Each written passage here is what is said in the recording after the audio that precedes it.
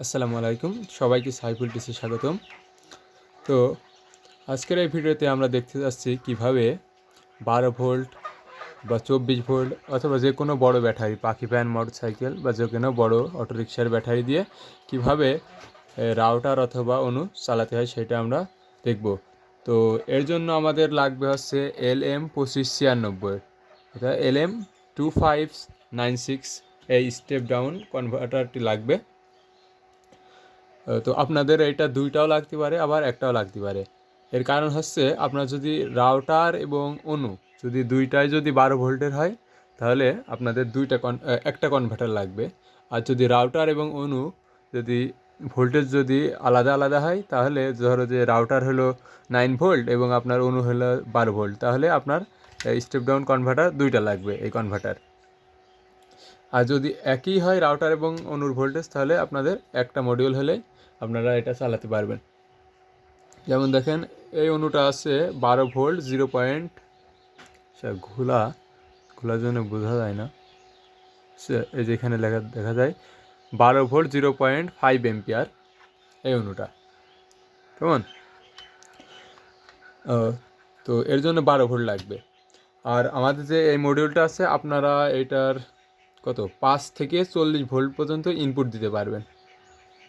এইটার 5 থেকে 40 ভোল্ট পর্যন্ত ইনপুট দিতে পারবেন। তো আমি এখন এটা দিয়ে আমি দেখিয়ে দিই যে আমার এখানে দেখতে পাচ্ছেন এখানে দুইটা ব্যাটারি আছে, একটা মোটরসাইকেলের ওল্ড ব্যাটারি আর একটা কেনা ব্যাটারি নিউ।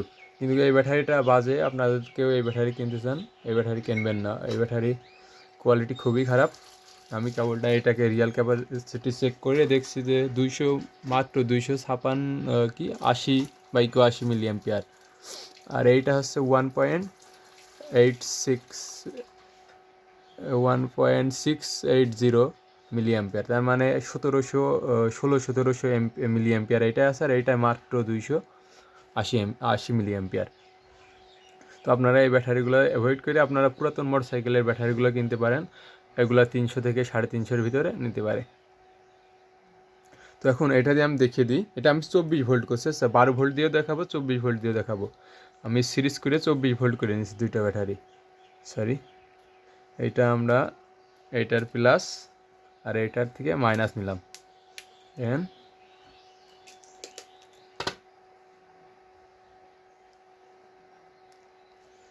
এখন আমি যদি দেখাই, এই সাইডটা আমাদের ইনপুট।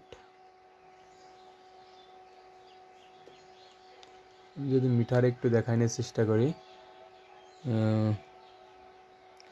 এই যে এখানে দেখতে পাচ্ছেন দুইটা সিরিজে মোট 26 ভোল্ট ইনপুট দিয়েছি আমি, এই মডিউলটিতে 26 ভোল্ট ইনপুট দিয়েছি। আর এর কানেকশনগুলো আমি একটু দেখিয়ে দিই। এটার জন্য আপনাদের যে সাইডে দেখেন এখানে ইন লেখা আছে, আচ্ছা, এই ইন প্লাসে যাবে ব্যাটারির প্লাস এবং ইন মাইনাসে যাবে ব্যাটারির মাইনাস, কেমন? আর আমি দুইটা মডিউলকে এখানে আসলে একটা তার দিয়ে এখানে কানেক্ট করছি, করার পরে এখান থেকে আমি দুইটারই এইটার ইন প্লাস থেকে এই মডিউলটার ইন প্লাসে দিয়েছি এবং এইটার ইন মাইনাস থেকে এইটার ইন মাইনাসে দিয়েছি। এবং অনু রাউটার যেহেতু আমার আলাদা আলাদা ভোল্টেজ, সেই জন্য আমি দুইটা কনভার্টার নিয়েছি এখানে। এটা আমি একটা আমার ফ্রেন্ডের জন্য বানাইতেছি। দেখেন একটাকে আমি, আর এই যে নবগুলো আছে পটেনশিয়াল মিটার, অর্থাৎ এই যে নীল মতন যে এইগুলো আছে, এইগুলা দেখা যাচ্ছে, এই যে এইগুলো হচ্ছে ভোল্টেজ কন্ট্রোল করার জন্য, আপ এবং ডাউন করার জন্য। আপনার যত ভোল্টেজ লাগবে এটা আপনি সেট করে নিতে পারেন।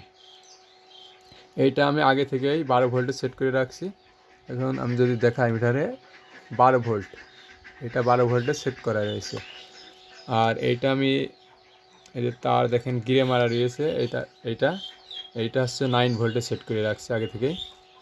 এইটা অবশ্যই 9 ভোল্ট পাবো, এই যে এটাকে 9 ভোল্ট একদম অ্যাকুরেটভাবে 9 ভোল্ট দিচ্ছে।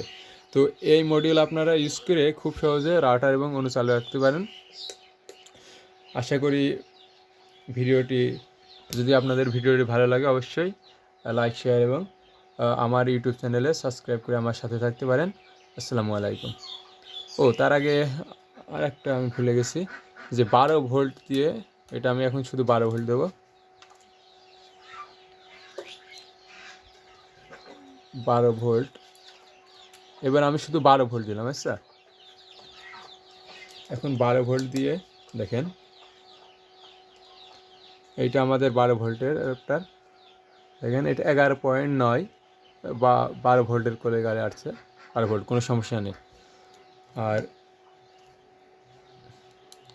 এইটা আমরা দেখি আমাদের 9 ভোল্টই সমান সমান আছে। তার মানে এই মডেলটা দিয়ে আমরা অনায়াসে রাউটার এবং অনু চালু করতে পারি। দেখেন এইটা আমি দেখাচ্ছি, এইটা 12 ভোল্ট, গ্রে মারাটা যেটা নাই এটা 12 ভোল্ট। কারণ আমরা অনুতে পাওয়ার দিই, দেখেন আমাদের অনুতে কিন্তু পাওয়ার চলে আসছে 12 ভোল্ট। আর 9 ভোল্টের রাউটারটা আমার কাছে নেই, আমার বন্ধুর বাসায় আছে, সেই জন্য আমি ওইটা এখন দেখাতে পারছি না। আমাদের অনুতে কিন্তু পাওয়ার চলে আসছে। কেমন? এভাবে আপনারা খুব সহজেই রাউটার এবং অনু চালাতে পারেন। তো সাথে থাকার জন্য সবাইকে ধন্যবাদ।